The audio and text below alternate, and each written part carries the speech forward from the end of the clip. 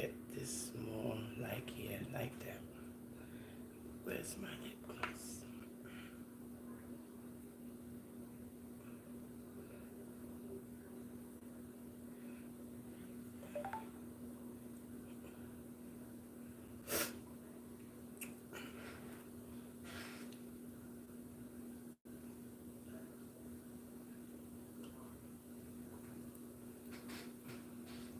So beautiful. I just don't know what to do with myself. My beauty is just like, just so beautiful. I mean, I am. It's nothing I could do. I'm talking to myself, as a matter of fact. But yeah, I'm absolutely gorgeous. The older I get, the better I get. It's just fantastic. Just ageless beauty, just ageless, ageless, ageless. I'm just playing around.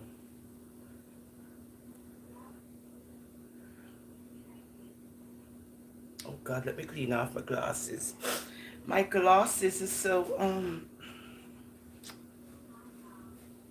what? What? Was it me? Was it? Oh, because I. Yeah, I'm just waiting. I gotta wait for my peoples them to come. You know how it is. Let's see if we've lost momentum, if we've gained momentum. Let's see if because it's Saturday, things are gonna be slow. So let's just see what happens. Let's see. Don't forget to do the thumbs up as you come in.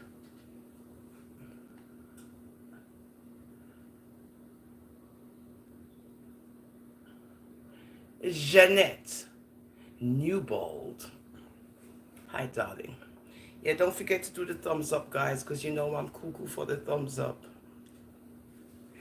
Because if you don't do the thumbs up, it's not going to get out there that the Rasta is out there. You understand? Yeah. So we got to get it known that the Rasta is out there. I should have went on Facebook, but I'll do that tomorrow. Oh, yeah, I'll do that tomorrow.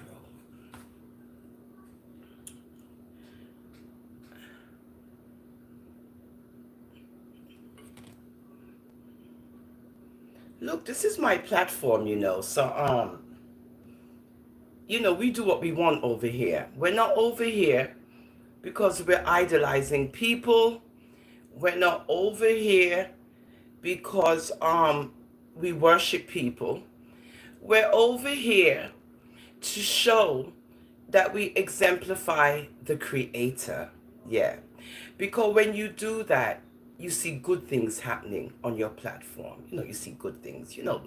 Now and then you'll get the little rude ones coming through. But it's peace and quiet and just safety. It's just beautiful. No drama. We leave that for Monday and Tuesday, mixy and messy and big old man things. But ordinarily, we try to bring calmness and edification. We can't bother with the whole heap of drama. It's too toxic.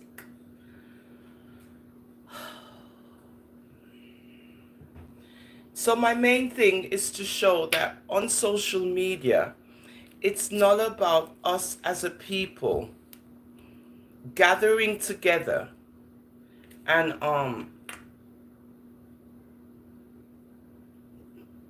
creating havoc amongst each other. No.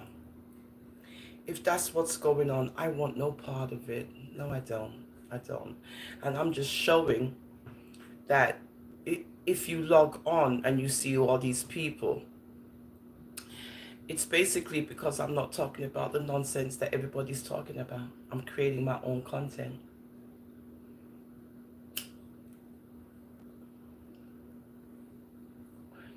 Now, depending on when I come on, that's also different. Because if I come on late tonight, all hell breaks loose. Everybody comes out. Now, if I come out midday like now, it's a bit calmer and quieter, which is okay because today's the Sabbath.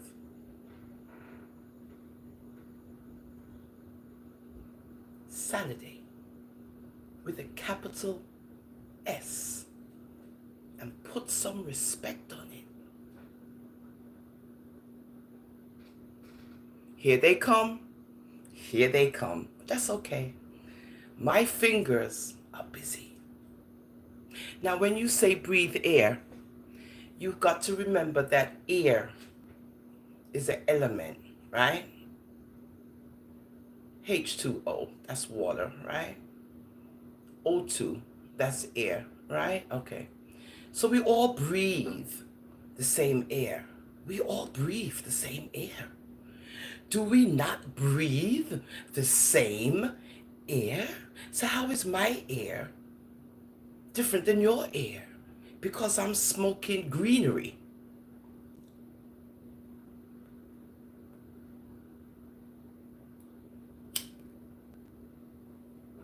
Hmm? How is your air different than my air and I'm smoking greens? How old are you?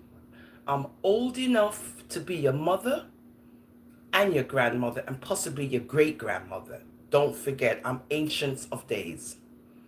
This is good for the algorithms, guys. I love you too. Kurami fan. I love you too, darling. But remember, I'm old enough to be your mother. No, no. I'm old enough to be your cousin. I'm old enough to be your sister. I'm old enough to be your mother. I'm old enough to be your grandmother. And I'm old enough to be your great-grandmother too. Just pick one. Yeah, girl. Don't forget to subscribe. Yeah, well, you know what? I could be 75. Any number you pick, I'm going to be it. And isn't this a beautiful 75? Let's be honest. Let's be honest. Wouldn't you say if your grandmother is 75, right? Does she look like me at 75? I don't think so. You know, black doesn't crack. You know that. And we have all our teeth. Ancients of days. So put some respect on it. You're speaking to the ancient one.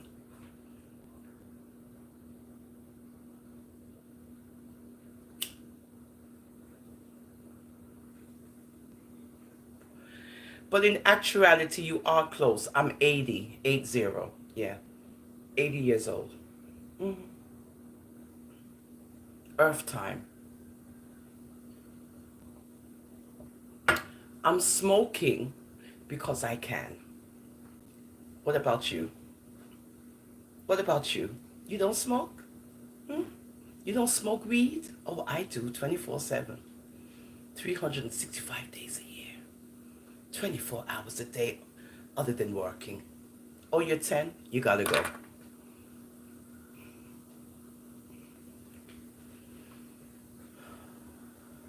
These children. Then he says he's 10 like he's gonna do something to me. Get lost. My grandson is 12.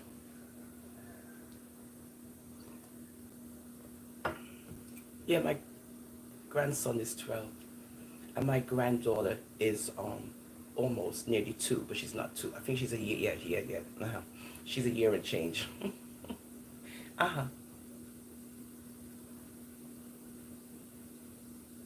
So I'm off this weekend and I'm loving it. Did Dadrick Thompson bless up your good self? Yeah, Rastafari. That's good. Long as you don't put Rastafarian, we good. If me say Rastafarian, I'm gonna have a heart attack. So I don't want to say Rastafarian because I don't know what that is. Rastafari is wonderful. Acceptable. Mm-hmm. Yes. So yeah, today's Saturday and I'm off. I finished cooking dinner quickly. And I think tomorrow I'll just, tidy up my bedroom. It's, So I went out last night. You can see the, the post I made. And you just can see how gorgeous I am. Mm-hmm. Yeah, Dadrick. Age is just a number. one should not be afraid of age. When you're afraid of age, it's because you have no faith in your Creator. Yeah. When you hear people go after your age, it's because they're afraid of aging. And when they see someone aging gracefully,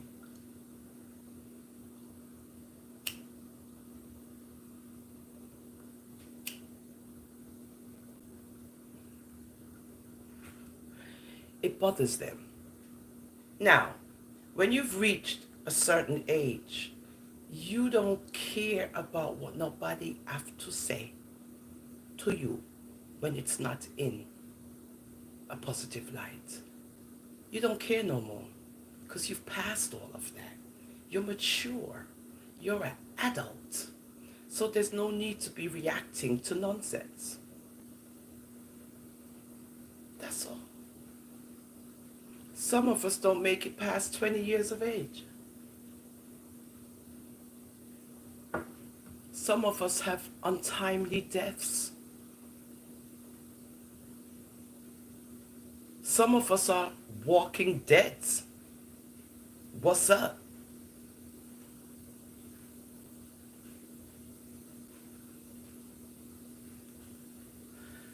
Some of us are alive in the spirit of the Christ.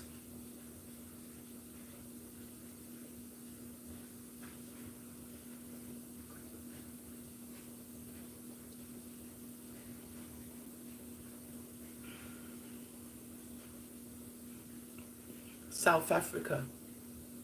I got this as a gift. My sister went to South Africa. Yeah, and she brought this back for her sister, her younger sister. She said, let me get this cup for my sister. And some other stuff too from South Africa. Yeah, because we travel. We don't catch feelings.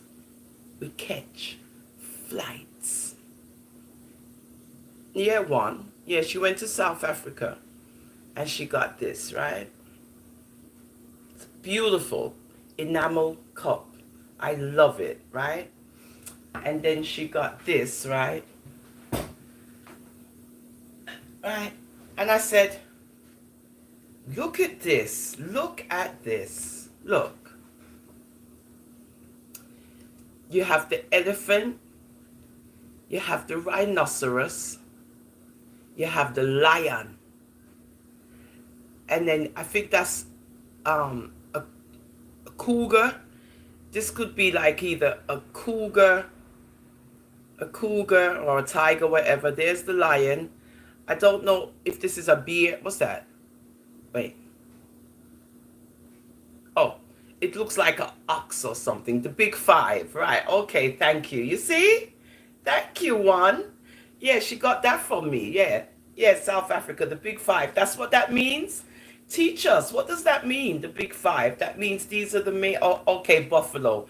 It looked like a buffalo. Now, in America, can you imagine? Listen, this is how deep this is. Because I didn't know that one of the big fives is a buffalo.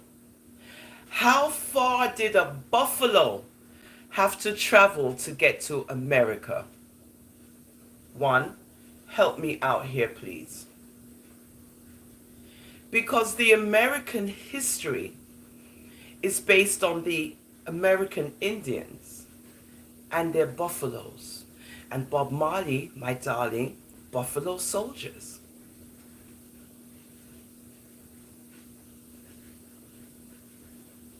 Know thy his. Don't know their history, know yours.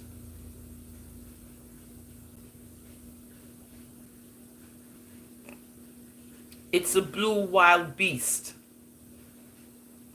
So how did they get to America?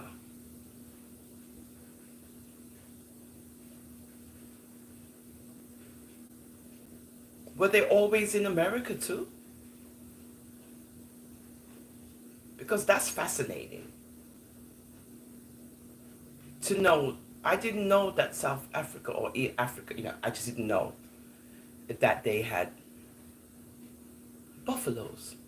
It's just unbelievable. Which gets you to think now. It gets you to think. And this is the whole idea of us to think rather than being led by the blind.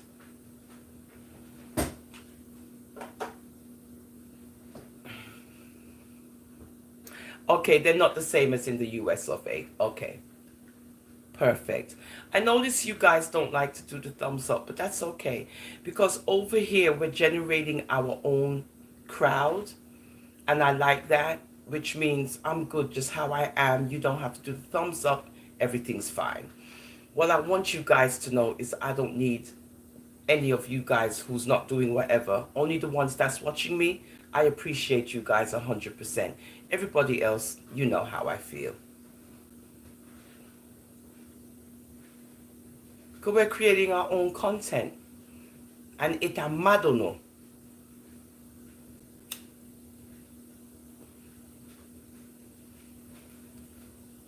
You don't see a thumbs up icon? Perhaps YouTube take it where or something because they be doing some nonsense. So whatever, don't worry about it.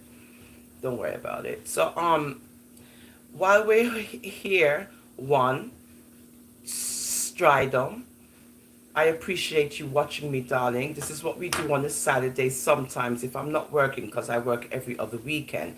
I don't live on social media trying to generate dollars. All I'm trying to do is actually generate the view thingy, because YouTube has these policies where you have to have watch time and so forth and so forth. So that's why I'll come on periodically if I can on the weekend. Other than that, I work for a living. Work, I work. Work. I've been working since I'm 16 up until now. Other than going to school to become a nurse, I've been working forever in the US of A. So I'm good.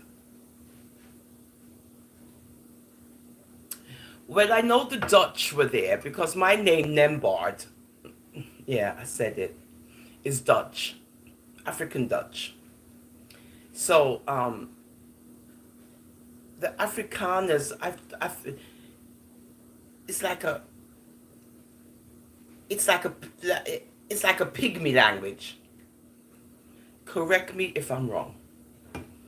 But I know it's got some Dutch thing going on in there. Correct me if I'm wrong.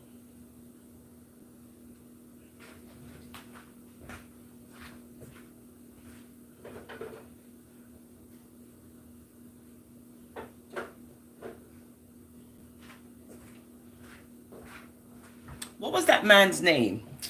Oh God, I forgot his name.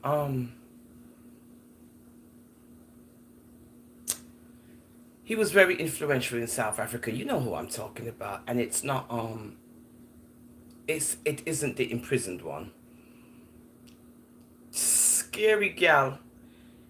Please don't come over here and scare anyone, because you will be poofed and be gone. So let's be nice. I'm here gabbing with my people then, and I'm creating content at the same time. And I'm going to do a little reading as well. So I'm just trying to build momentum, because I don't want to, do whatever. No, he's white. No, I'm not talking about Nelson. No. He's a Dutch white man. What is his name? Come on, one. Oh my Lord. You know who it is? A big white looking man. Oh God. I can't remember his name. I'm not talking Nelson. No. Nelson was imprisoned. This guy was running around in South Africa acting like he owned it. And I can't remember his name.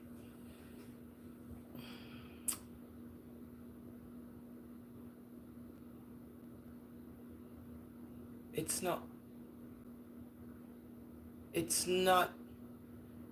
Pulitzer. Is it Eugene Terry Blunt? No, it's another name, man. There's another one. It's another one. It's another guy. Okay. Pulitzer. Was it No. Pulitzer was famous because he made grenades. I think he was the bad guy. I think it was the bad one. That that bad one. What's his name? Oh my God, this is gonna kill me if I don't get this man's name. Miss Frizzle. How is your mother, Miss Frizzle? Is she good? I hope she's having a wonderful Saturday. Tell Miss Frizzle that I said have a good afternoon as well, darling. And tell her to get in touch with me. As a matter of fact, ask her to watch me on YouTube and let Miss Frizzle know that Miss Frizzle is on YouTube. Have a good day, sweetheart.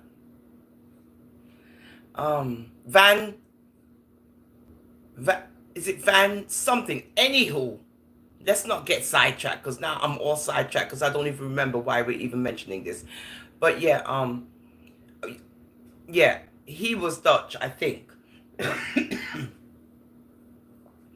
Yeah, one. I'm gonna find it, and then if it comes to you first, when we meet again, you can tell me. But yeah, it's No, it's not a name like that. It's not Jan van Riebeek. It's around in the 80s. He was around like in the 80s. Stop, one, because otherwise we're going to be here all day trying to figure out whatever. I know. Me too. That's why I don't want to do it. I can see his face. I can see his face. Big red, white face and square and...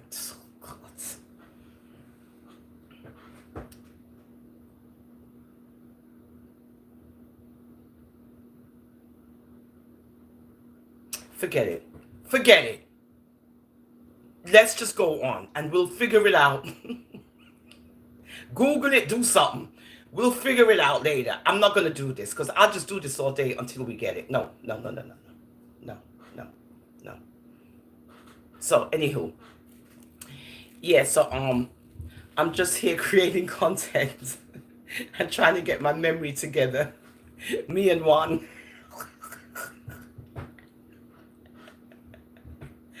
We got bad memories. But thank you, Juan, for being there with me. It's fun.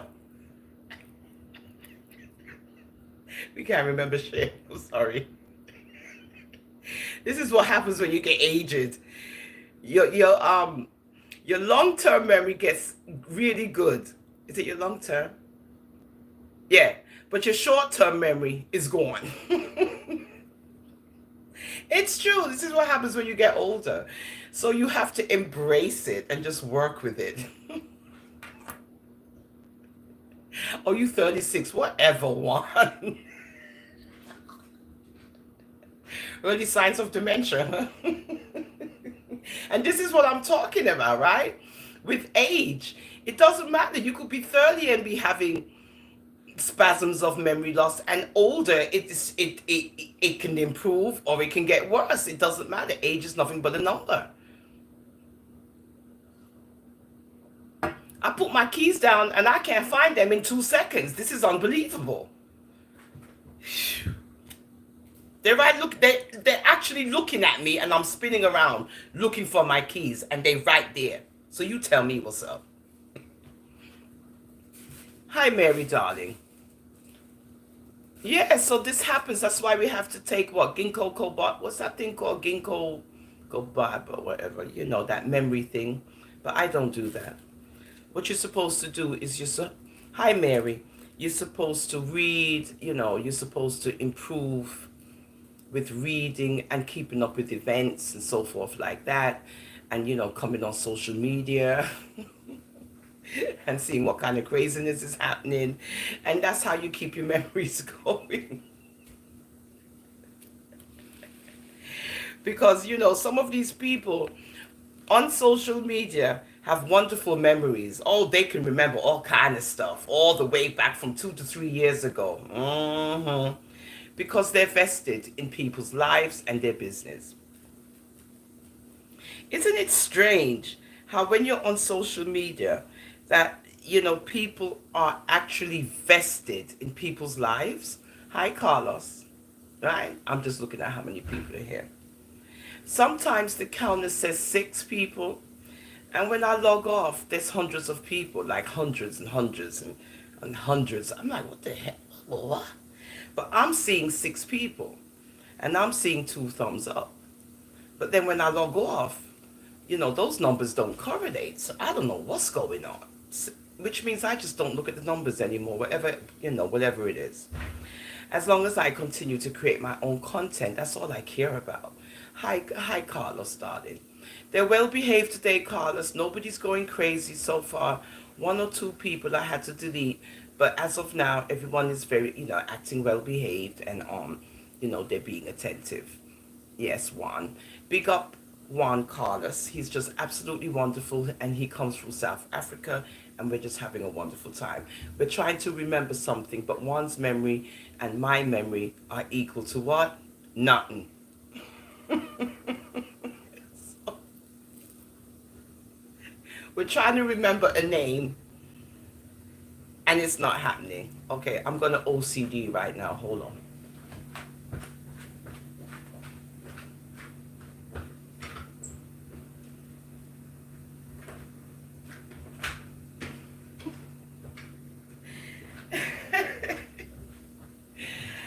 Yeah, that's me OCDing.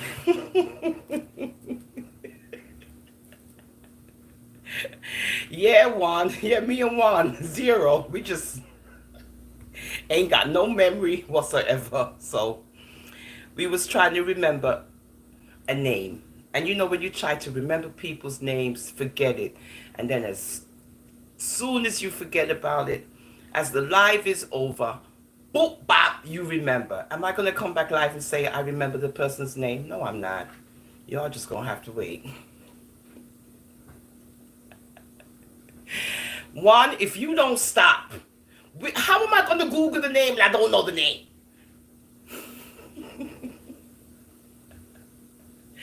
You'd have to put like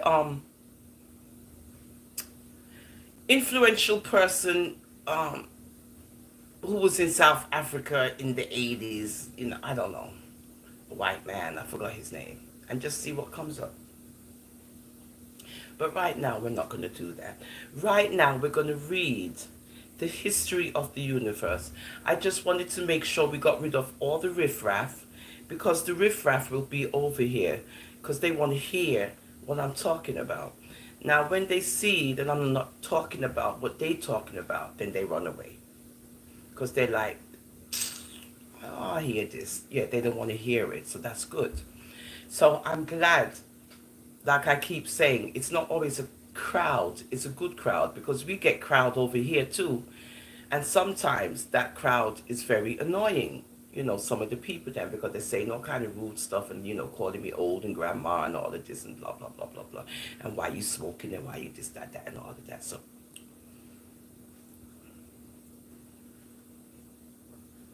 now we was reading, in case you guys were not aware, the history of the universe. Well, it's really the book of Melchizedek. It's a very wonderful book. And we're reading about Abraham, the God of Abraham, right? Yeah. We're reading about him. And how he's walking around with a vase with a little torch light in it. And he's being ridiculed, he's being mocked, because people think he's gone crazy. I'm just giving you a little recap, right? And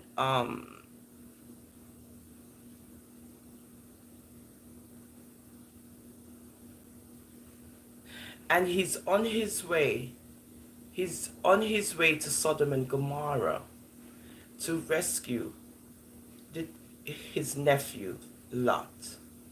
I'm not sure if we've reached that part yet. I think, anyway, yeah. Right, he's going to rescue his nephew Lot. And on his way, he's carrying this vase. And the vase is very symbolic. And Abraham himself, he gets to meet Melchizedek. Mm-hmm. Yeah.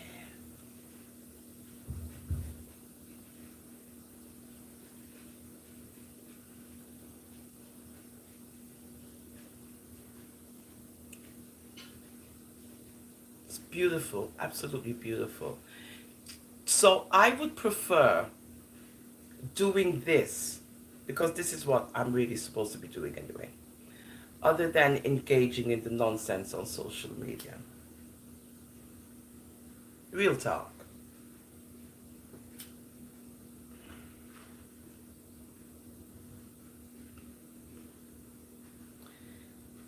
It's getting to a point where in our, in our Jamaican diaspora, it's just it's out of control, and it's not edifying at all. It's not.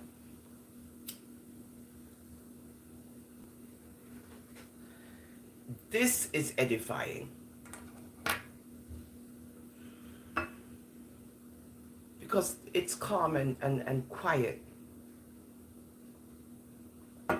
and peaceful.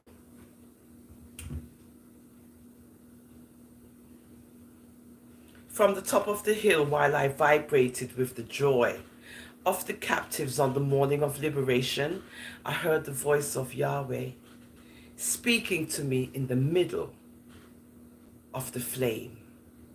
This liberation that is concretized today represents the liberation that I have to operate in the last days, saving the remnants of your children from the siege of numerous nations that will ally themselves with Gog in order to destroy them.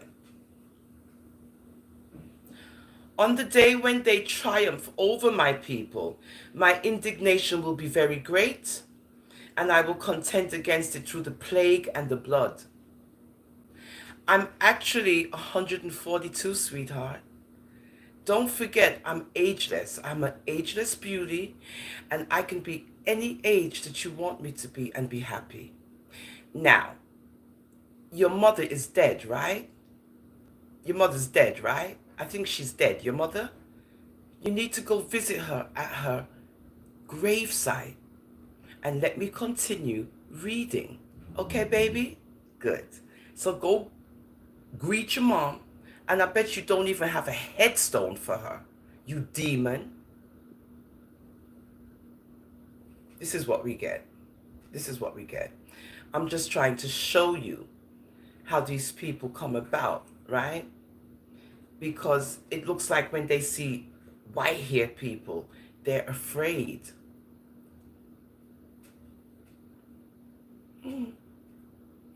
Yeah, they're afraid. And I already know,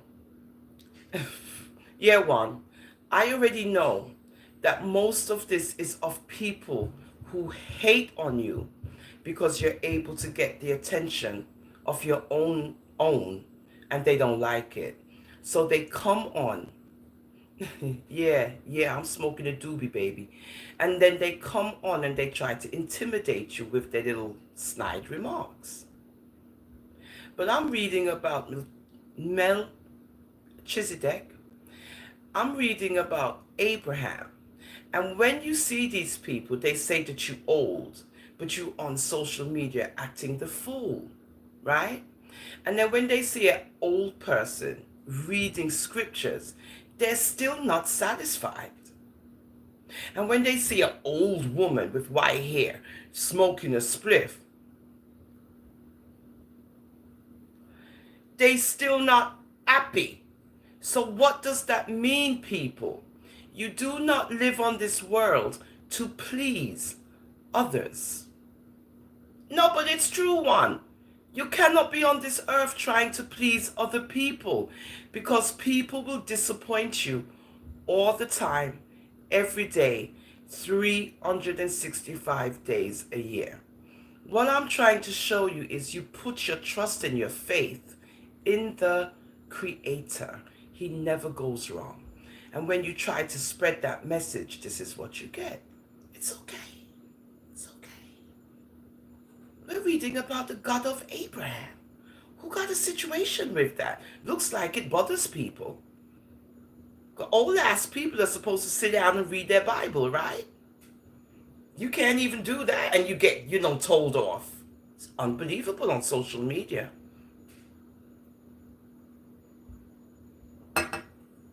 Now, where were we? And I will contend against it through the plague and the blood. Flooding rain, great rocks of hail. Fire and brimstone I will make fall on him, on his troops and on his many towns that were with him. Thus I will magnify myself, justify my holiness, and make myself known in the eyes of many nations. And they will know that I am the Lord. And on the house of David and on the inhabitants of Jerusalem, I will pour out the spirit of thanks and supplications. They will look at me whom they pierced.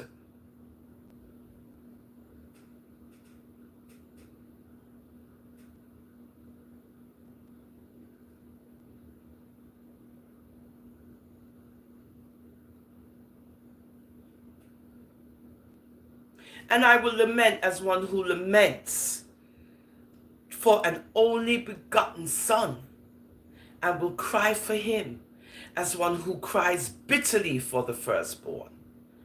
Now, this is deep. On that day there will be an open source for David's house and for the inhabitants of Jerusalem to remove sin and impurity. Now, this is way before Christ. Way before. Way before.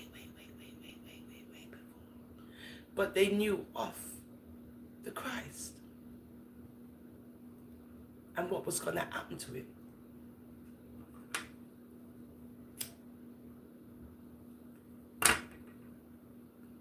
As I smoke my doobie,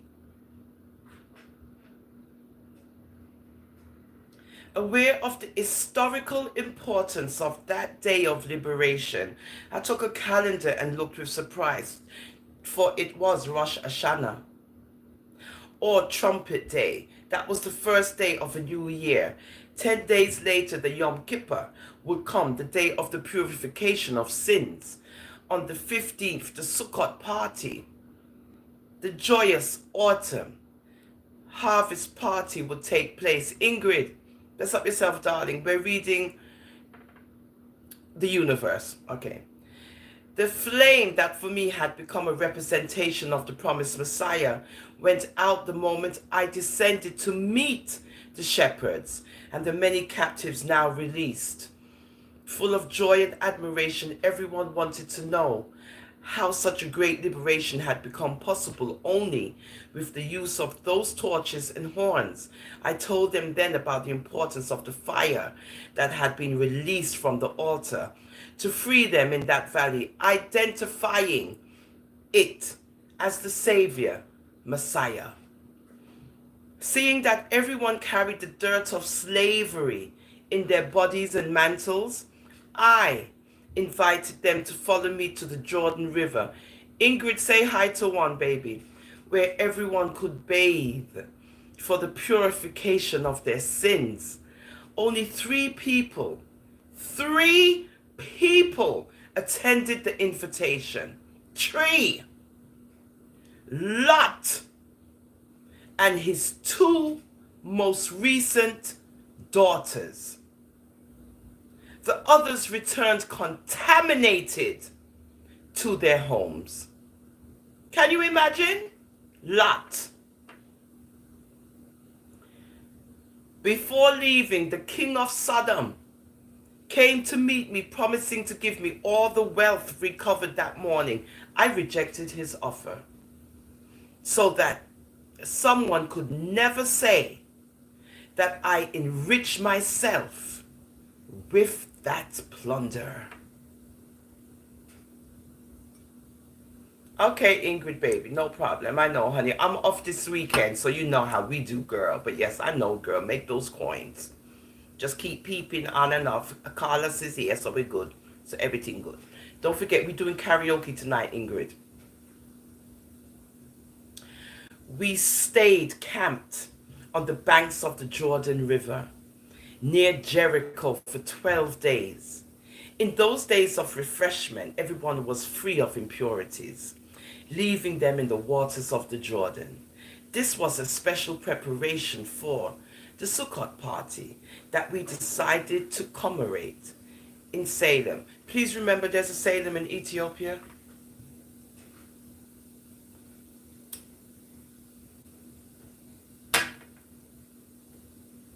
Ami Fetelo no. Don't get it twisted.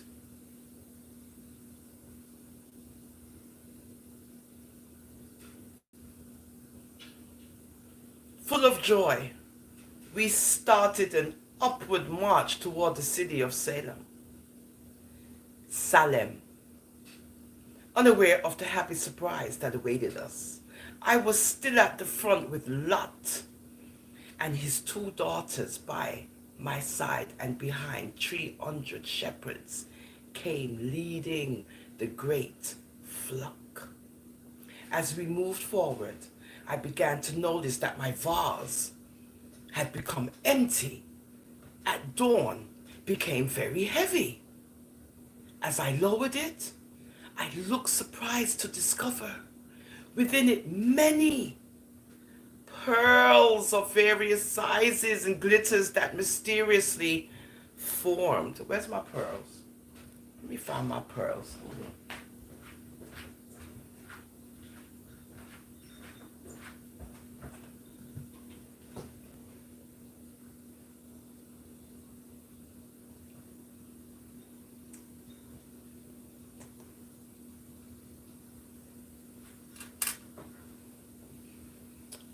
When we see the white city, in the distance we begin to hear sounds of a great party.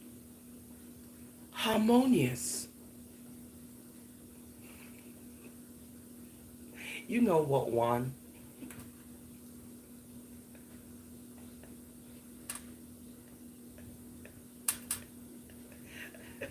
You got jokes. When we see the white city in the distance, we begin to hear sounds of a great party. Harmonious chords reverberated through the mountains as we advanced along the road. My curiosity in knowing that city and its young king was immense, because from the mouth of many I had already heard about its greatness and fame. It was a kingdom different from all the others, where subjects were trained not in the handling of bows. Think about bows and arrows. I mean, come on, people. We use bows. I don't know. I just don't know. Not in the handling of bows and arrows. I just said it. But in the domain of musical instruments. What's up? Melchizedek, his young king, ruled everyone with a very special scepter. A lute. That's like a flute. A lute for which he had paid a high price.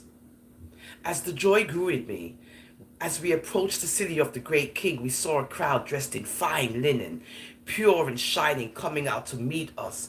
They all brought musical instruments while singing a victory hymn. In front of the crowd came a young man playing a lute, bringing a crown full of precious stones on his forehead, which shone under the clarity of the setting sun.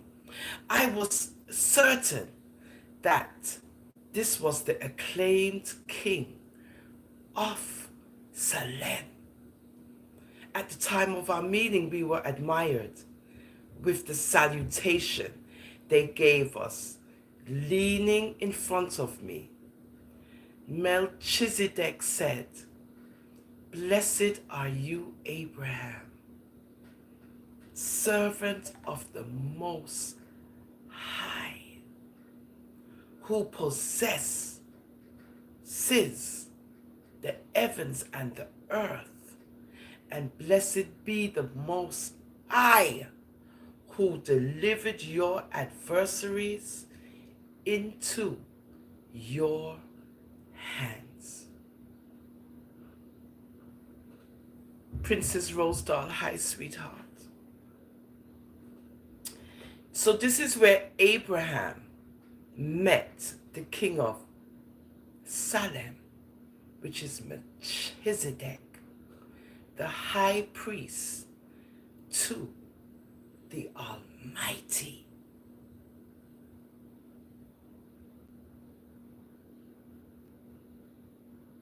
And that we just read a chapter.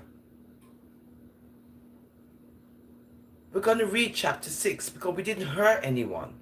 We didn't hurt anyone. We're not talking about people. We're not discussing anyone. We're creating content and we're reading the book of Melchizedek. People want to hear this. I don't see anything wrong.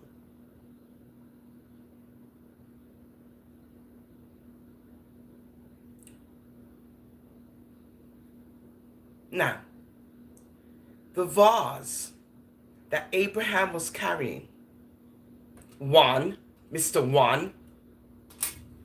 Smarty Pants 1, had 144 pearls.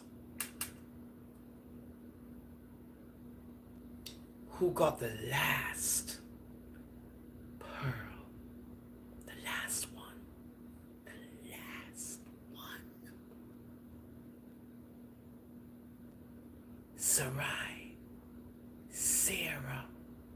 Sarah got the last pearl out of the 144 pearls that Abraham was carrying. And Sarah refused to take the pearl. To Abraham said, "Let me tell you something, lady. If you don't take this pearl,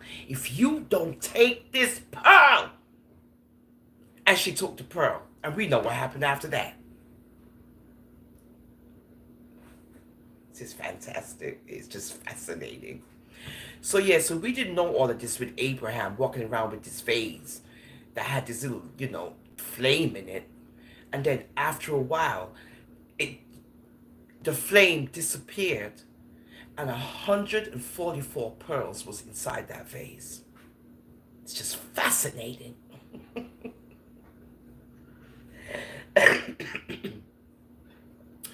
So when you hear about the God of Abraham, there's more to it. And because he met the high priest to God, you see why? Abraham met the one and only King of Salem, Melchizedek. And from him meet him, the vase just turned into pearls. Surprised by the festive reception, we were introduced to the city, where the beauty of the mansions and gardens caused us much admiration. Everything there was pure and full of peace. We were received in the royal palace built on Mount Zion.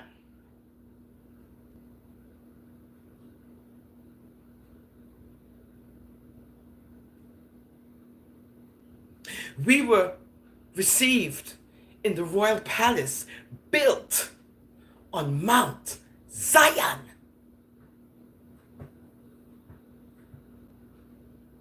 I told you he's the high priest to the Almighty. Where else would he be? There, a new surprise awaited us. The great throne room was all adorned with representations of our victory over enemies. There was a very long table in the middle of the room covered by fine linen towels adorned with gold threads and precious stones. There were 304 crowns on the table, each bringing the inscription of a winner's name. In a gesture that surprised us again, Melchizedek, taking the crowns, began placing them on the head of each of us,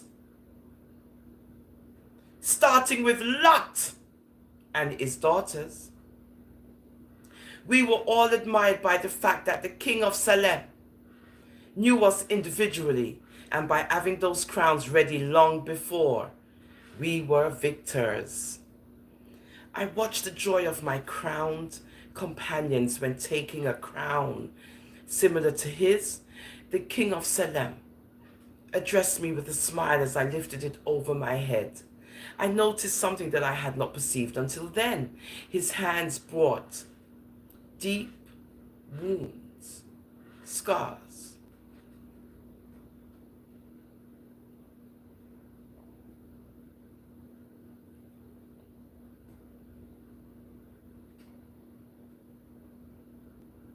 I watched the joy of my crowned companions when taking a crown similar to his. The king of Salem addressed me with a smile. As I lifted it over my head, I noticed something that I had not perceived until then. His hands brought deep wound scars. Overcome by a feeling of gratitude, I fell at his feet and kissed his kind hands, bathing them with my tears. When I got up, I asked him the meaning of those scars. With a tender smile, he promised that he would tell me the whole story of that prosperous kingdom and how much it cost him to obtain his peace. After being crowned, Melchizedek made us sit around the great table and began to serve us bread and wine. From that moment, we began to honor him as priest of the Most High God.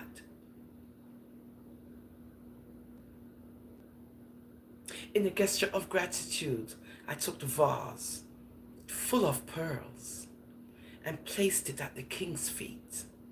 Taking him in his arms, he began to caress him without attempting to shine the pearls. Expressing gratitude for that offering, he told me that he would accept the vase and that of the pearls, he would only accept tithing. Immediately, I began to count the jewels, separating the most beautiful for the king. There was a total of 1,440 pearls, of which I handed him 144. He carefully put them away in a little box made of pure gold, on whose lid were beautiful ornaments inlaid with small precious stones. After receiving the tithe that symbolized the great liberation operated by Yahweh in the plain, Melchizedek called to come to him one of his subjects who was a master in ornaments and paintings, ordering him to honor the vase with a beautiful engraving that portrayed the moment in which I offered it.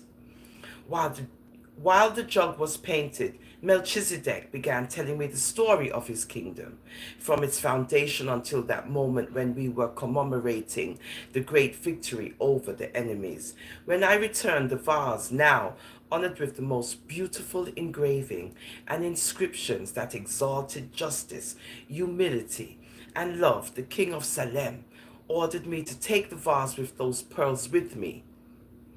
For 6 years, I and my pastors should tell everyone the story of that vase that was victorious because of the flame of the altar. To all those who with repentance accept the salvation represented by their history, we should offer a pearl at the end of the 6 years, the pearl would be over. There would be no chance of salvation.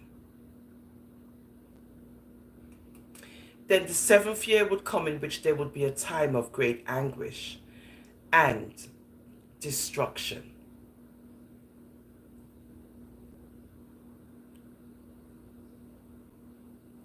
I wanted to block him, but okay. When there would only be protection for those who possessed the pearls.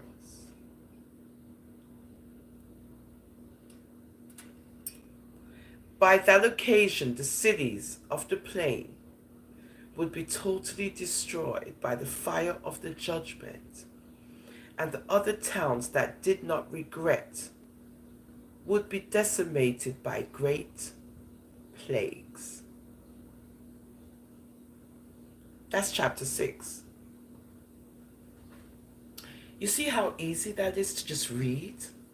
And when you can read well, and you're well versed, it goes very quickly. That's another chapter we just read, because now if we go to the next one, that's chapter 7. So we did chapter 5. We did chapter 6. We're doing, chapter 7.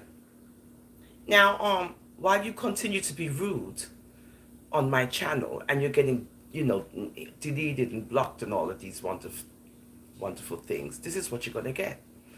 Because you're not going to come over here and try to do what you feel, because you feel threatened that I'm reading, just regular reading, and getting so much attention. I know, it's bothering you. But we're not copycats. We're leaders. And we're not led by the blind, leading the blind. And that's what we're showing you on I Am a Rasta for Life. So don't hate, because the love is real.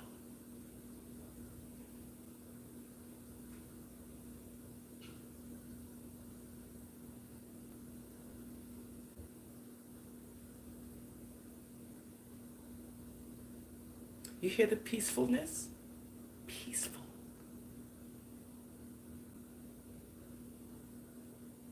And where our Creator is, it's with me and you guys.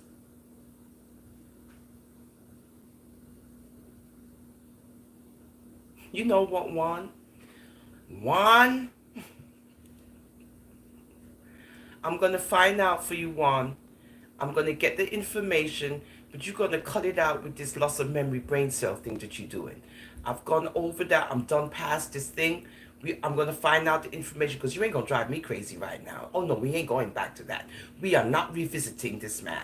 I'm going to find out his name. Don't worry, I got it.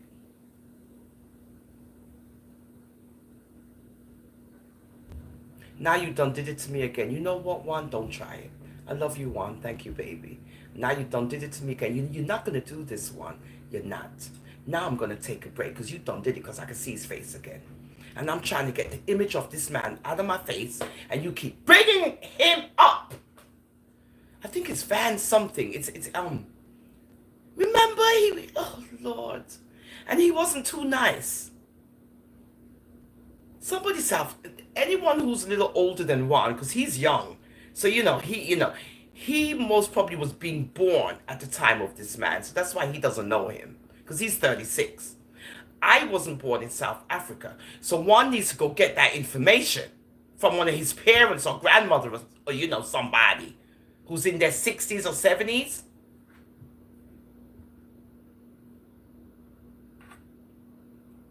You know what, Juan? I'm done. I told you, go ask one of your people then who's a little older than you. Good. Okay, I gotta warm up my coffee. Yeah, so what happens is that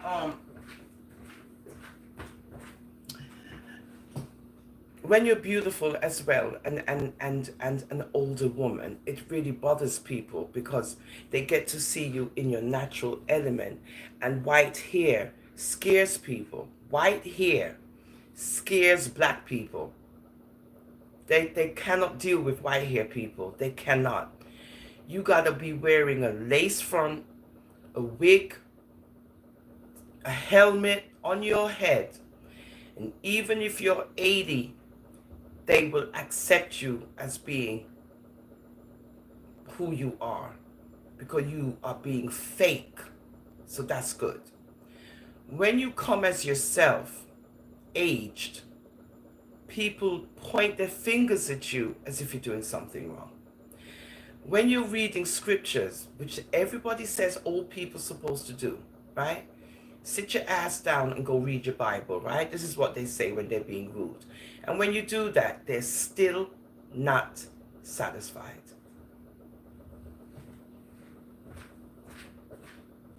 Dum diddy dum. So,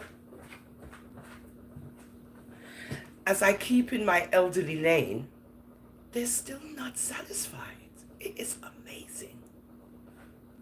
So again, you do not live for people. They will always continue to disappoint you. And that's what you get when you worship people. So what I like to show is that I'm not a people worshiper. I don't even like that word. I'm a Kedemawe worshiper. The Almighty. I am the worship. Good?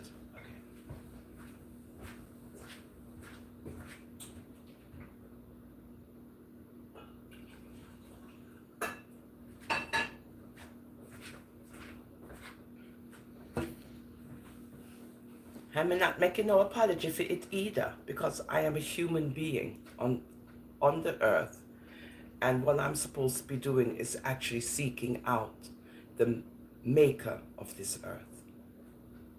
Now,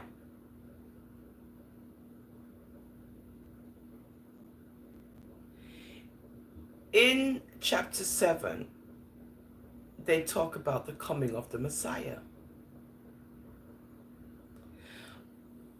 On the triumph we had just obtained over numerous armies, Melchizedek, after repeating to me in the words spoken by the Messiah, said a sign that would be important for those who lived for the occasion of the great liberation of Israel. He affirmed that multiplying the 144 pearls of tithing by the number of columns in his palace, he would find the year that would bring to his consummation the great liberation of Israel. Moved by curiosity, I immediately began to count the columns. They were 40 marble columns adorned with precious stones. Upon returning to the king with the result of the calculations, he began making predictions about the great events that would take place at the end of that year. When the fullness of time arrives, all human efforts in search of peace will be frustrated.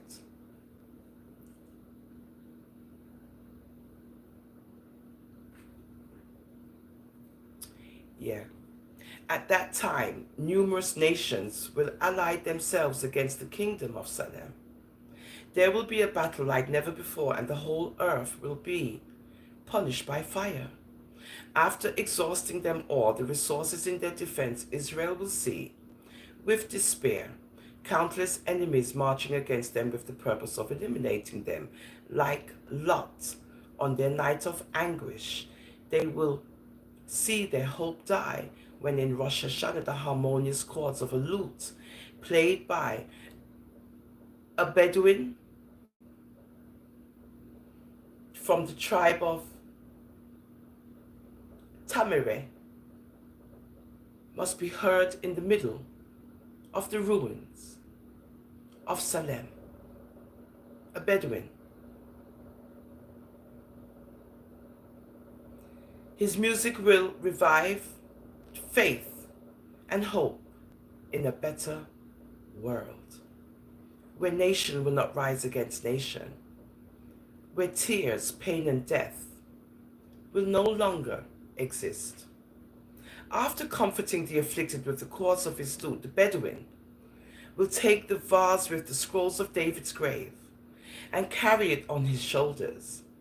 On that day, his feet will be on the Mount of Olives, and crying out for the liberation of Israel, there will be a strong earthquake that will crack the mount in half, emerging from the east to the west. A huge valley. On that day, all the land of Israel will be heavily shaken, ensuing a total destruction for all enemy armies. There will, however, be salvation for all those who, with repentance, took refuge under the Eternal's wings, throwing away the instruments of violence. All mankind will witness with horror the scenes of the liberation of the children of Israel. On that day, many peoples and powerful nations will be established next to Yahweh of armies. Crowds of the diaspora Jews will approach, saying, "We will go with you because we know that the Eternal is on your side."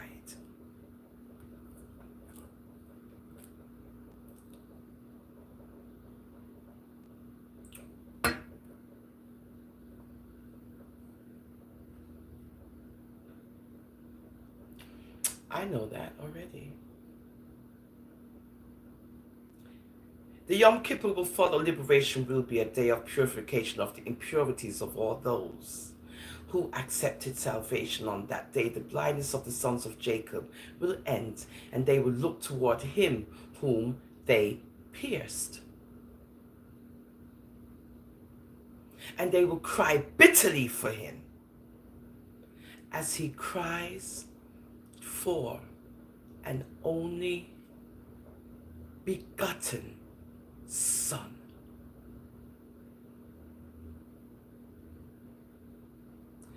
At the feast of Sukkot, which means crops, the Spirit of the Almighty will be poured out on all flesh. And it will happen that everyone who invokes the name of Yahweh will be saved, receiving a pearl from the vase.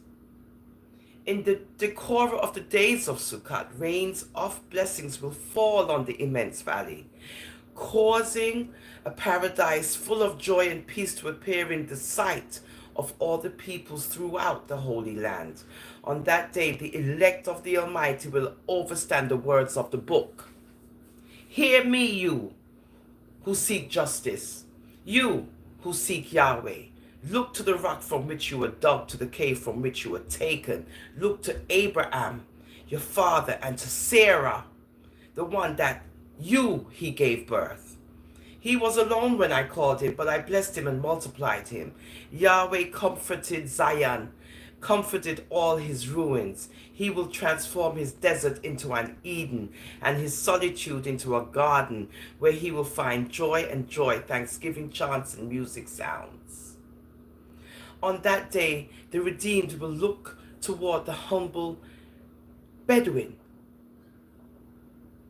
who freed Abraham's vase from the cave, and will sing with joy. How beautiful they are on the mountains, the feet of the messenger who announces peace, of the one who proclaims good news and announces salvation, of the one who says to Zion, "Oh, you, the Almighty, reigns, because Yahweh comforted his people. He redeemed Jerusalem. Yahweh discovered his holy arm in the eyes of all nations, and all the ends of the earth will see the salvation of our Creator." For 6 years, all mankind, illuminated by the greater revelation of Yahweh's love and justice, will have the opportunity to break with the empire of sin, joining the children of Israel in their march of purification and restoration of the kingdom of light. Then it will happen that all the survivors of the nations that marched against Jerusalem will rise year after year to prostrate themselves before King Yahweh of armies, and to celebrate the feast of Sukkot. And it will happen that one among the families of the earth who does not come up and does not come will attract against herself the plague with which Yahweh will hurt the nations that do not come up to celebrate the feast of Sukkot. In those years of opportunity, the last treat of mercy will sound throughout the world in an attempt for all sinners to repent and unite in an internal alliance with Yahweh, saying, "Thus says Yahweh, observe the right hand, observe the right, and practice justice, because my salvation is ready to come, and my justice to manifest. Blessed is the man who proceeds in this way, and the son of the man who affirms this, who keeps the Sabbath and do not desecrate him, and he keeps his hands from practicing evil." Don't tell the foreigner that he gave himself to Yahweh. Naturally, Yahweh is going to exclude me from his people. Or say the eunuch, "There is no doubt, I do not pass a dry tree. Thus says Yahweh to the eunuchs who keep my Saturdays."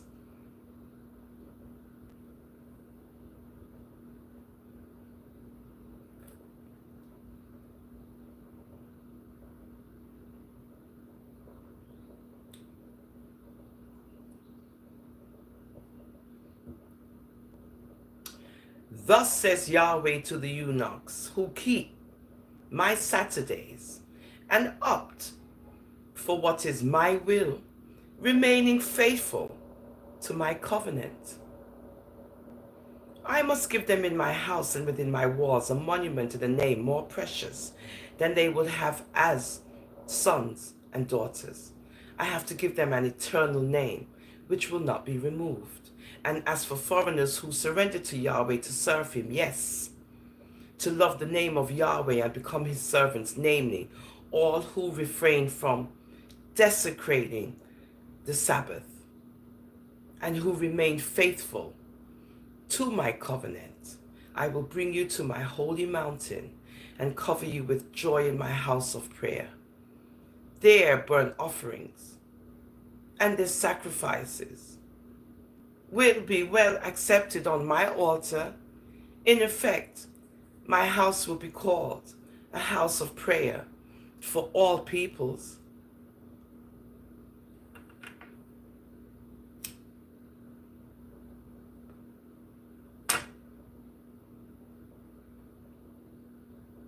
Debbie, God bless. In the 6 years of opportunity, Samael, the great deceiver, in a gesture of despair, will use all possible resources to prevent the realization of Yahweh through his people, in opposition to the sanctification of the Sabbath, which is the sign of the covenant between Yahweh and his chosen ones. Numerous religions allied to impious rulers will impose another day for worship.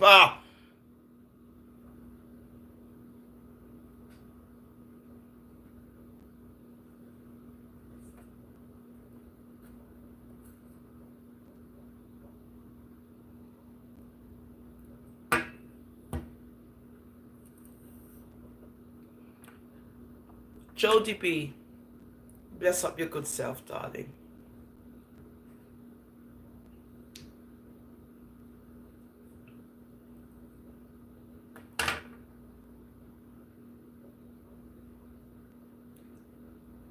In the 6 years of opportunity, Samael, the great deceiver, in a gesture of despair, will use all possible resources to prevent the realization of Yahweh through its people, in opposition to the sanctification of the Sabbath, which is the sign of the covenant between Yahweh and his chosen ones. Numerous religions allied to impious rulers will impose another day for worship, not being able to buy or sell, of those who remain faithful to the covenant of Yahweh. In those years of trials, the elect of the Almighty will survive by caring for the angels who will lead them away from the populous cities that will be punished for the last 7 plagues that will fall on the unrepentant at the end of the 6 years. During the 6 years of the final harvest, the Messiah will build a new and eternal Jerusalem, adorning it with the acts of justice of his elect. The new Jerusalem will only be revealed when all divine justice is completed at the end of the 7th year, a period in which the elect of the Almighty will have as a challenge to live a life without guilt, since any act of rebellion at that time would be without atonement, meaning eternal shame for the Creator. At the end of the 7 years, the Messiah will appear in the clouds of heaven, accompanied by the heavenly hosts. By playing his trumpet on the great Rosh Hashanah, the deceased faithful will rise in glory. The deceased faithful will rise in glory. The faithful ones. The dead faithful ones will rise in glory. Don't forget that, ever.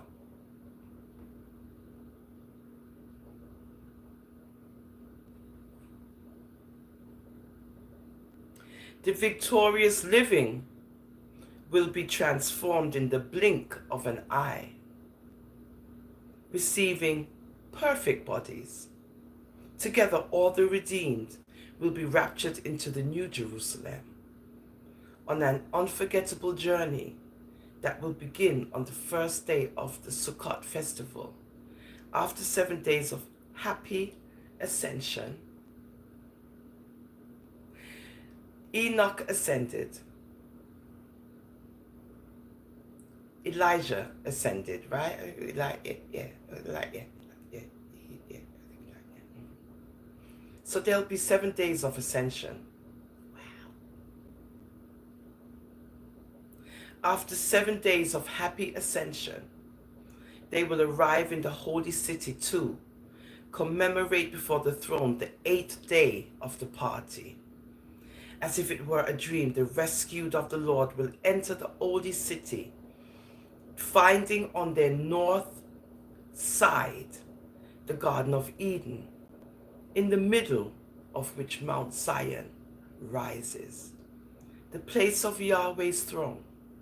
Crowned by the Messiah, the redeemed will sing the song of victory, making the chords of their harps, lutes, and flutes vibrate throughout the space. And that's chapter 7.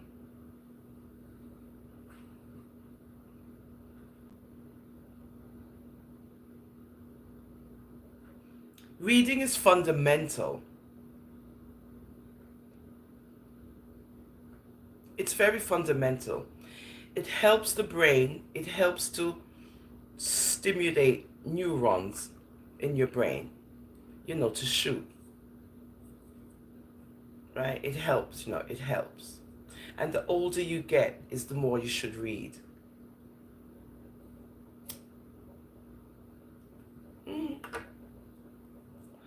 I'm creating my own content. I'm not watching the crowd. I'm not following the crowd. I'm creating content. That's it. On the off days that we don't do mixy and messy and big old man things, right? This is what I'm doing. This is just basically it for me, right? That's it. That's all. But people will watch either way. But, when others, realize that you're not doing what they want, then they go where they need to go to, which is fine. It's fine. It's fine. I just want you guys who are watching, to be able to appreciate what I'm reading and to comprehend and to listen, because it's important. It's very important. And,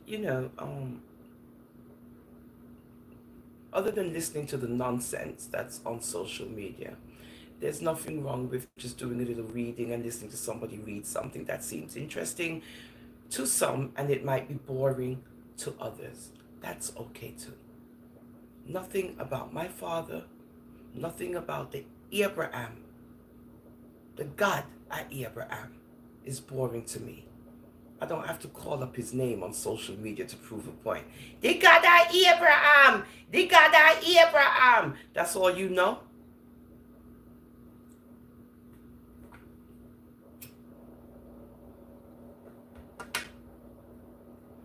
Here, you will learn why he's the God of Abraham.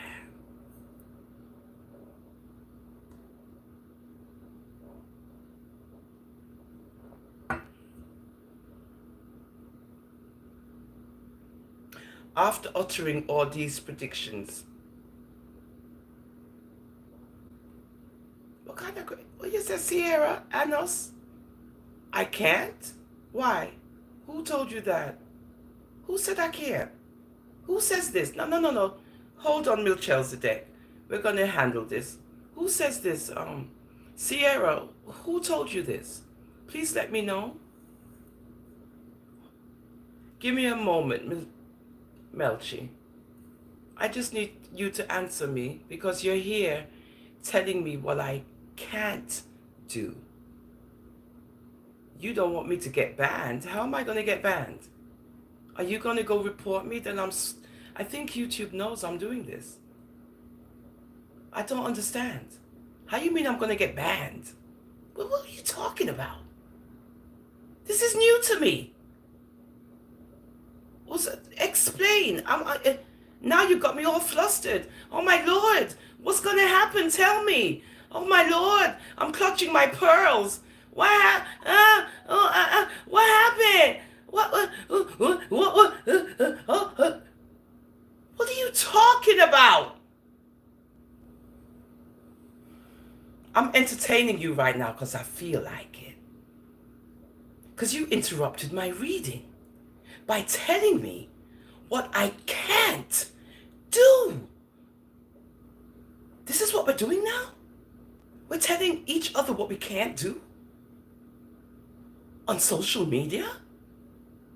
How come YouTube is not telling me this? And you are? It makes no sense.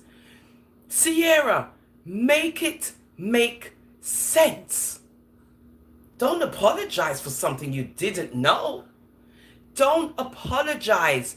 You said you can't. It's not a question. A question supersedes a question mark. So if it was a question, you would have said, you can't smoke on live. Like a question. Like you say, can you? You said I can't. And you said I'm going to get banned. Those are heavy words. YouTube, did you hear what she said, YouTube? Now I got to go to YouTube. YouTube, don't you give me ads, YouTube?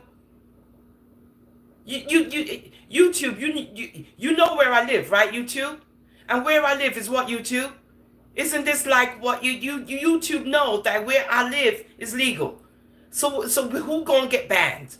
Do you know your human rights? Do you know anything about Congress and the laws they pass? It's called legislature. Do you know anything about that? I'm just curious because you made this broad statement about all the things that's going to happen to me because you're going to go do what? Report me to YouTube? This is what you guys do? Listen here, lady. No, Ingrid left her not delete her yet. Ingrid, don't, Ingrid, nobody not delete her because I want to take care of you. What you mean, where's the question mark? There is none. You make a check, you say something, gal. What you mean by? It's not sundown yet. Don't get me out of my face, but the Lord will know that I don't mean, whatever. But don't try it, girl. Don't come over here with your nonsense. You will get blocked and delete. What you mean by? You think you're talking to a fool around here? Who you talking to, Master Draw? You better be talking to Sierra, and you're not talking to me. So let me give you a chance to repeat that. Ingrid, stop, block them, because I want to make sure that who they talking to. We're not afraid of these people. Don't block them. We want to answer them. These ones right here. Right. Haters. Sierra, we're done. I don't know you unless you work for YouTube or whoever you is. I don't need to answer to you. You don't need to tell me what I can do. Cause look.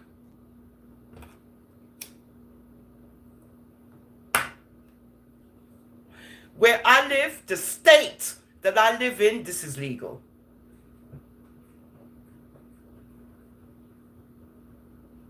Peter Tosh done sang it how much centuries ago. You know, see it come to pass. So where you are talking about, lady? Where me live, the state me in a, this you can't say nothing about. Not even YouTube. Because it's legal. You never know.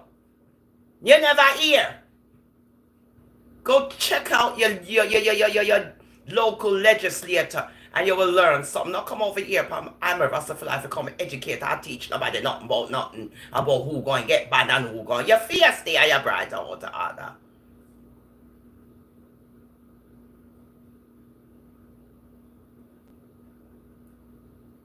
It's people like Uno me free of that. Because the way y'all be thinking is warped. I'm going to get banned. I'm going to get all of this. Who says so? You?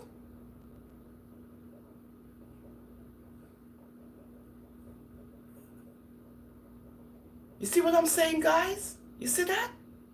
We're just doing our thing, not bothering a soul. The demons come out at night. It's not even sundown yet, and here they come. They can't wait for sundown. Them have to come interrupt the thing. You see how they done? As we are read the good thing, the demon then say, you're not doing that, lady. Yeah, I know. But you ain't stopping nothing. This is what you don't get. You ain't stopping nothing.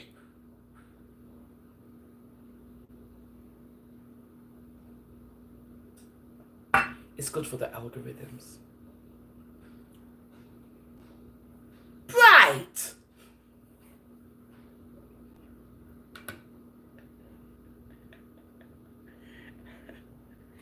You new around here. You don't even have to subscribe. Okay, just log off. Just log off. Because you done did it. You done just, you know. You got me addressing you and stuff. But you know, I'm gonna read still, you know, because you don't get me off track. Oh no, you don't. I got up until Wednesday. I'm off until Wednesday. I could do this all the way till Wednesday, and then you would think I was crazy. Because I refuse to come off YouTube. I just read this whole book. If you ever press your finger to subscribe, you see, Sierra. If I wouldn't unsubscribe you. You're bright. Now I'm gonna have to think about it. Now let me think about it. Don't press no fingers. Because you're very out of order. I'm scared of you. Next thing, you're my moderator. Can you imagine? Ingrid would kill me.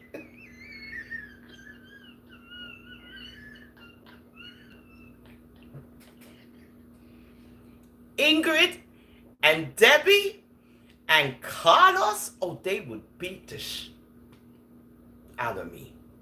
You see, I gotta get their permission. You crazy? I can't just do that. You can't. They will. Don't do it, lady. Don't, because they will just do it. They look there, you know. Don't. Because they waiting. You see, they all quiet. Ingrid's fingers are itching her right now. They are so itching her that you just do not even know Sierra. She's quiet. Look, she's just her and Debbie, they're just waiting. Their fingers are like this, just ready. You done did it, girl. Now, I'm trying to be nice, but I have no control over here. I keep telling you guys, I have no control. This is not my platform. This platform belongs to Ingrid, Debbie, and Carlos. And when you see the ones in blue, they own this. I'm just here trying to do.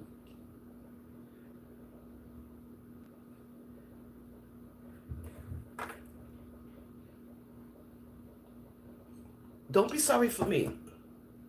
It's the people in blue. It's not me. I'm telling you. You see the ones in blue?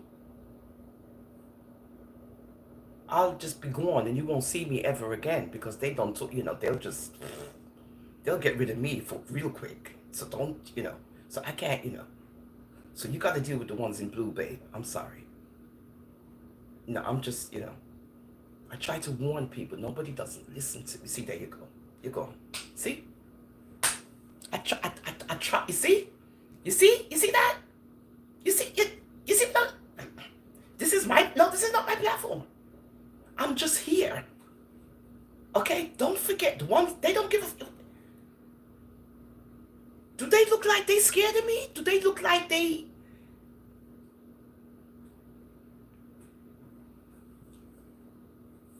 Look. See? I've lost... I keep saying it. You think I'm lying. I don't control this platform. I don't. They do.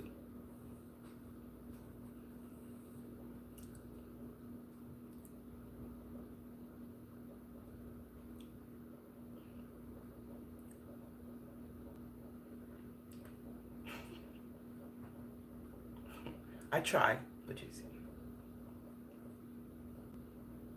So as we continue to entertain you guys, because you like the entertainment apparently, but you have to remember the ones in blue.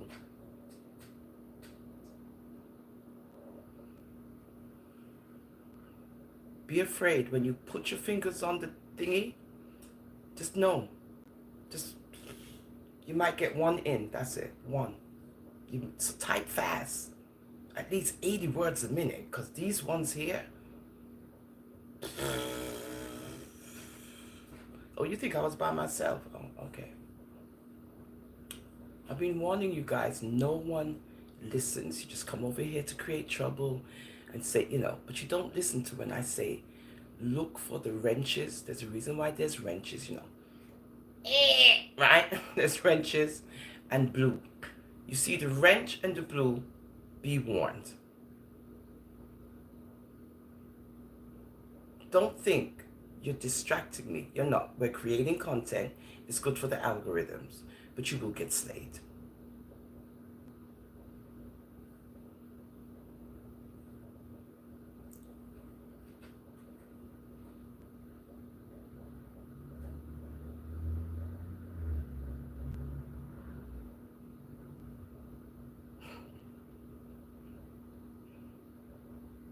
Yeah, baby, do your thing, Debbie. We good, girl. Just do your thing, girl. Do your thing, baby. Love you.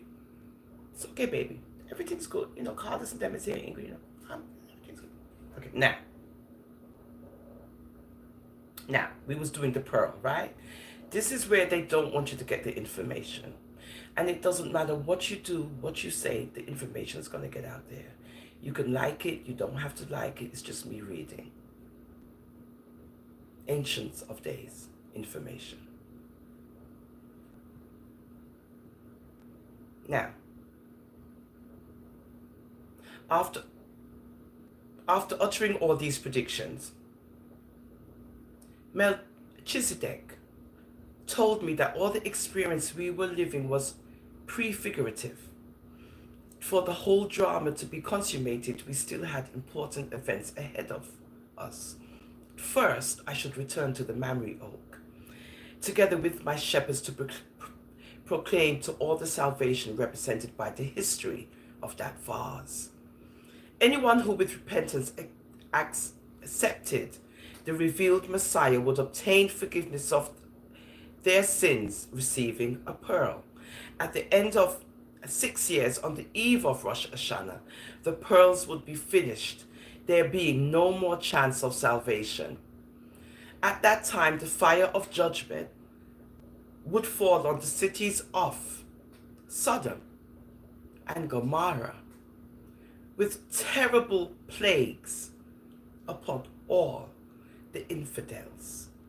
When I heard such words from the king of Salem, great anguish came upon me when I remembered Sarai's last steps. I feared that she, in her disbelief, would not accept a pearl. If this happened, my beautiful dreams would fall to the ground because I would not be happy in his absence. Reading in my eyes the anguish, Melchizedek comforted me with a promise.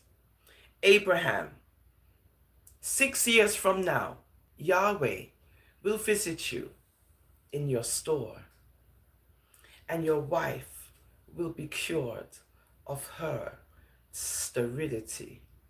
She will convert and give you a son named Isaac. Now, this is the high priest to the Almighty telling Abraham this. At the end of the Sukkot party, we returned to our stores next to the Mamre Oak. As we went along the road, many people surrounded us. Admired by the beauty of the vase full of pearls, we all told the story of his redemptive flame and offered the pearls to all who believed, accepted salvation. When we arrived at the Mamre Oak, a crowd of people waited for him. Many had heard of the miraculous liberation operated through the vase that had been the target of so much contempt. Now everyone was muted to see him glorified. Together with my pastors, we continue to proclaim the infinite love of Yahweh revealed by the flame. The number of those who sought pearls was increasing day after day, and we were all happy. The days, months, and years went by, and the amount of pearls was decreasing inside the vase. We were living now the last months of the 6th year, which was the last chance. As the days went by, a worry, anguish increased in my heart, for Sarai had not taken interest in seizing her pearl. I lost the pearls one. Oh. As the days went by, a worry and anguish increased in my heart, for Sarah had not taken interest in seizing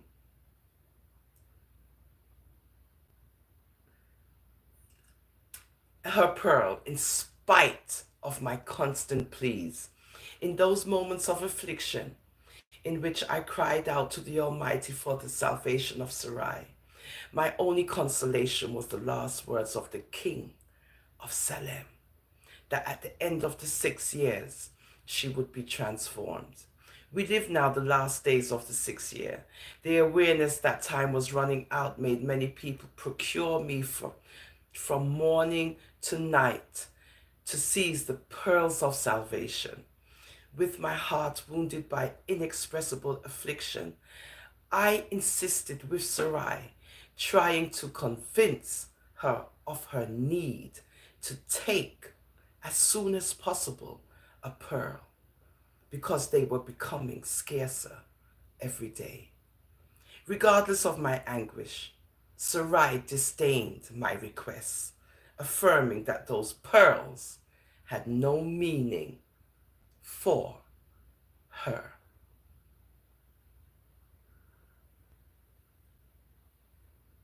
And we read 3 chapters already, because now we read 5, 6, 7,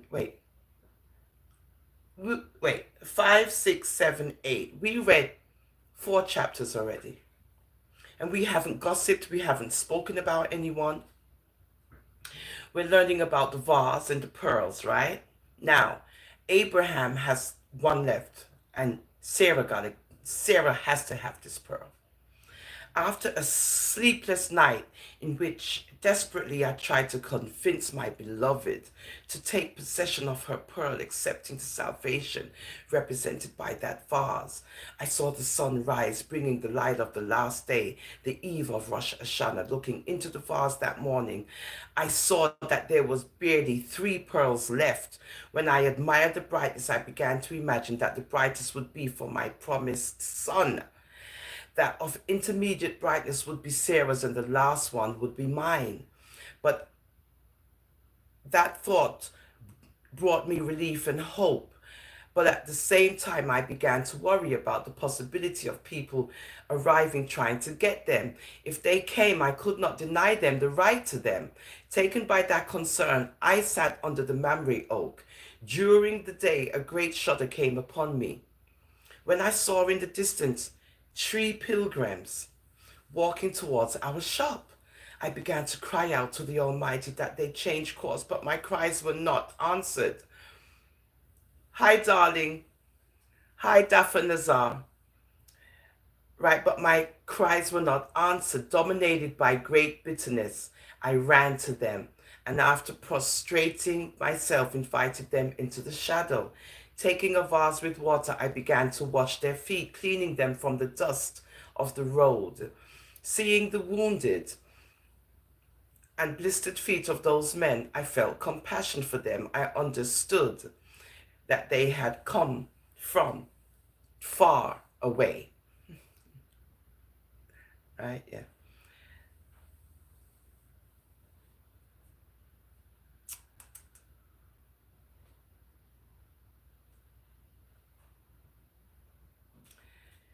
By washing the feet of the third, oh, far away, facing dangers and challenges in order to get the pearls on time, I saw that they were much more deserving than me, Sarah, and our promised son.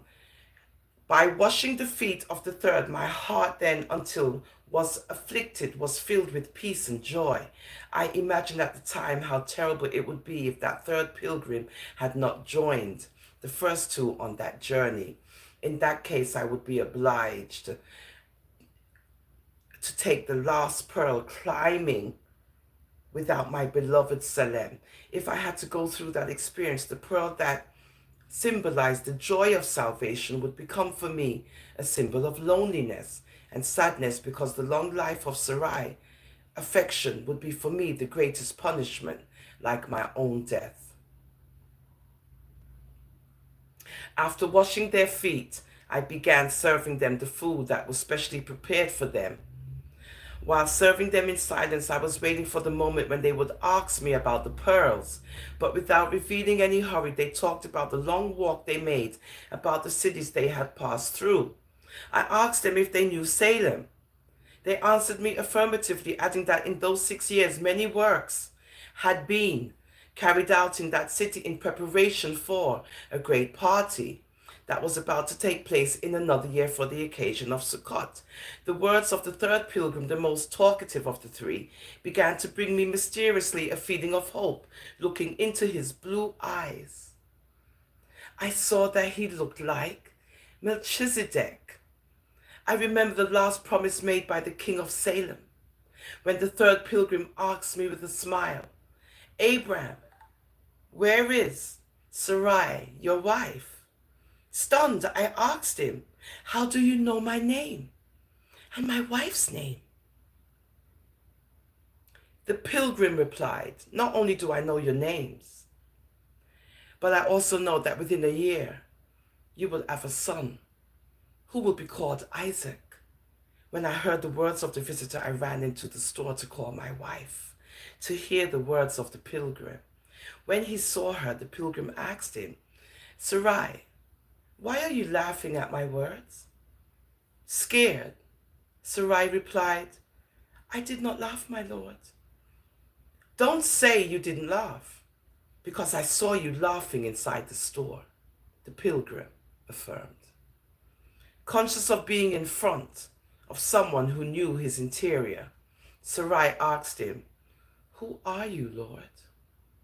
"I am the flame that broke away from the fire of the altar to be in your husband's vase. I am the Messiah, the Yahweh who suffers humiliation and contempt for love of his people." Having made this revelation, the pilgrim extended his hands over Sarah's head to bless her, only until then I saw they were marked by scars similar to those of the king of Salem. The pilgrim with much tenderness began to speak to the heart of my beloved, rescuing her from her cave of disbelief.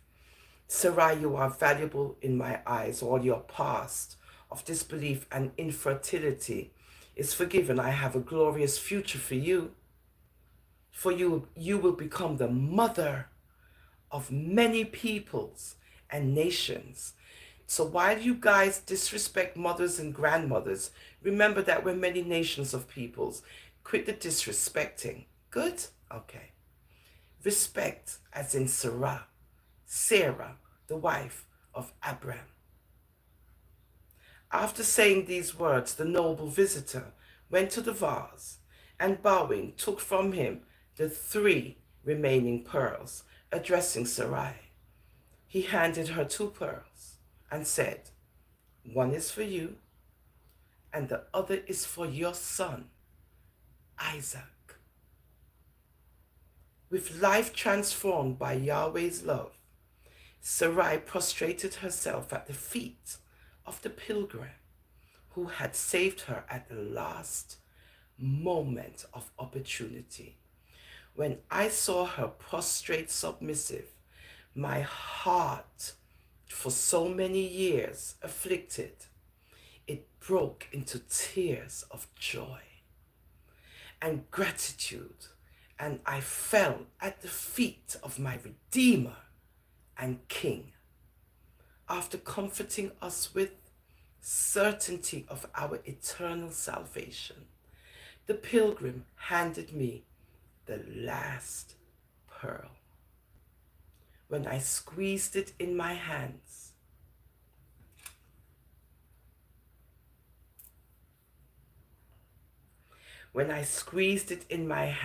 I felt a great light of joy and peace penetrate my whole being, and I began to praise the Eternal for the certainty that I would forever have my dear Sarai and the son of the promise that within 1 year would be born.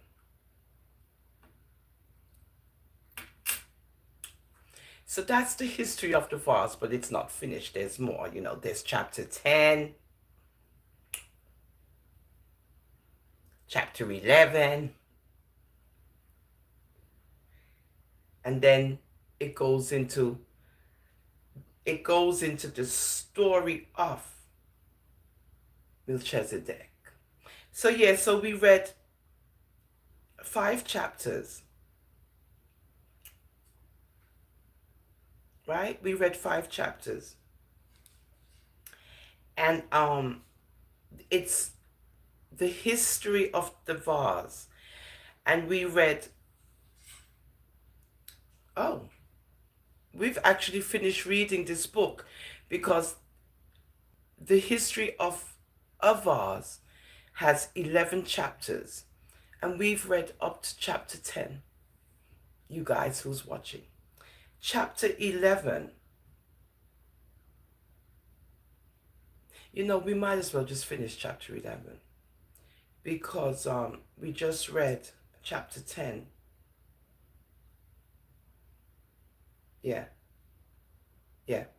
So before leaving, Yahweh commissioned me with the mission, saying, "Take an empty scroll and record in it the history of the vase and the history of Salem, as you heard from Melchizedek's lips. Within a year, you and all those who will accept salvation must go up to Salem for Sukkot's feast. On that day, they will return the vase to the king of Salem, offering the scroll inside him as a present." That same afternoon, in obedience to Yahweh's orders, I began to record the story lived by me and my shepherds from the moment I left for the valley, carrying the vase with its flare on its back. The next day, the sun was already high when mentioning the city of Sodom in the manuscript. I remembered that this was the day of its destruction. With my heart racing, I ran over there and was frightened by the scenario that stretched before my eyes. Instead of that fertile valley, similar to a paradise, there was a smoking desert, lifeless. Instead of the cities of Sodom and Gomorrah, there was a deep crater where the salty sea waters dripped. So this is after he rescued Lot and his two daughters and so forth. And now he gets to see where Sodom and Gomorrah is completely destroyed into a crater in the earth. Broken at the vision of destruction, I return to the store with a sad heart. The memory of so many people who, by rejecting divine forgiveness, had been consumed by fire, left me deeply weakened. In the following days, I found no strength to write. I returned to the hill other times, hoping that all this was a nightmare, but instead of the fertile valley, I could only perceive that chaos. It took several days for me to return to the spirit of continuing with the writings of the scroll.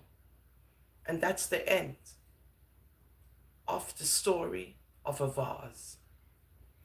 And the next book is about Salem's story. Hi, Color Girl. So this is what we do on I'm a Rasta for Life. It's the Shabbat. It's not sundown yet. So I said, let me do a little reading about Melchizedek and who he is. And when we finish reading Salem's story, you'll get a full picture of who he is, the high priest to the Almighty. Color Girl, bless up yourself. Of course, my moderators are in full action, and I love them very much. And you know how it goes, right? So this is what we do. We get a lot of views and engagement, but if the engagement is not good, we're getting rid of you. Thank you. Jody B, bless up yourself.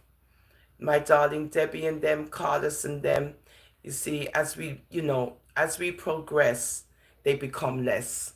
Princess Rose, bless up yourself, darling. Ingrid, sweetheart, I love you too, my love. Princess Rose. We're going to do karaoke tonight. I just wanted to do this right now.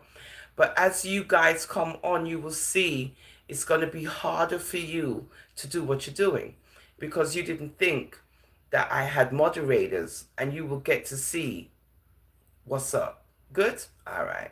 Carlos, bless up your nice self, darling. And of course, ones are here. Mary Ryan, hi, sweetheart. So as much as you try, you're not going to get away with it. And you're not going to keep us from doing what we're doing as much as you try. One, bless up your nice self, one. Stridum. And I hope you enjoyed. I hope you enjoyed our program today, right? I hope you did. And if you subscribe, we don't have an issue with that because you're wonderful. And as you can see, Scary Gal, what's up? We have to delete a lot of people because we're not afraid. Dadrick, what's up, darling? We're not afraid. And this is how you get rid of the what? Riff raff. You get rid of the ones that's not supposed to be here. And that way they can't continue to return and throw you off track or try to throw you off track, because that's what they try to do. Hi, Color Girl. When, they see that you're building momentum. Anyhow, I got to get ready for karaoke tonight. Yeah, the old grandma. Yeah, I got to get ready for karaoke. So, thank you for joining me, guys. I hope you enjoyed this little segment of I'm a Rasta for Life, the history of the universe. Carlos, make sure you tune back in. This was fun. Love you guys. Thanks again for the support and all of that. It's early. What time is it? Okay, it's early. I can take my elderly nap. I can chill for a little bit. And then I can come back later with the mic and we can do our thing. Because our birthday month is February. And we're going to celebrate every day as our birthday month. Good? Until the 28 days of February is done.